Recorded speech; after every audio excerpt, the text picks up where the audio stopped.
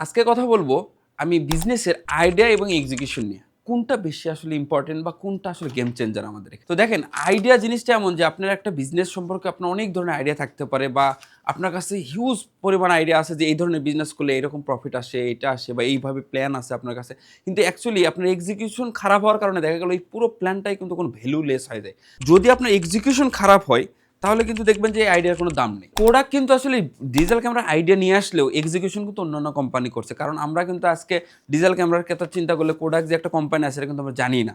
তো আমরা ডিজিটাল জগতে অন্যান্য কোম্পানিগুলো কিন্তু এক্সিকিউশনের কারণে তারা অনেক দূর গেছে এবং কোডাক সেই আগের জায়গাতেই আছে। তো এক্সিকিউশনটা ব্যাপারটা এরকম যে ১০০ জনকে যদি আমি একটা আইডিয়া দিই, একটা সিম্পল বিজনেস আইডিয়া যে এরকম একটা আইডিয়া আছে যে এই প্রোডাক্টটা সেল করা যায় এরকম জায়গায়, যেখানে করলে এরকম প্রফিট আসে। এরকম একটা আইডিয়া দিলাম একদম ফুল প্ল্যান সহ ১০০ জনকে যদি দেই, সেক্ষেত্রে দেখবেন এই ১০০ জনই কিন্তু আসলে সাকসেস হবে না বা ১০০ জনই বিজনেসে আসবে না। আমি এই ১০০ জনকে সেম আইডিয়া দিলাম, তার মধ্যে থেকে দেখবেন যে ৯০ জন বিজনেস শুরুই করবে না। তার মধ্যে বাকি যে ১০ জন আছে এই ১০ জনে শুরু করবে, দেখবেন যে ৮ থেকে ৯ জন আছে কি অর্ধেক পথেই মাঝপথেই তারা ছেড়ে যাবে।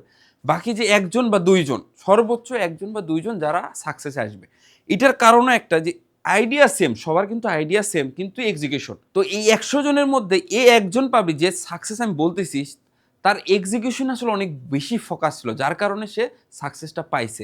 বাকি ৯৯ জন হয়তোবা আইডিয়াতে অনেক জোর দিছে বা দেখা যায় যে তাদের আসলে ক্লিয়ার কোনো ইয়ে ছিল না যে আসলে এক্সিকিউট কিভাবে করব।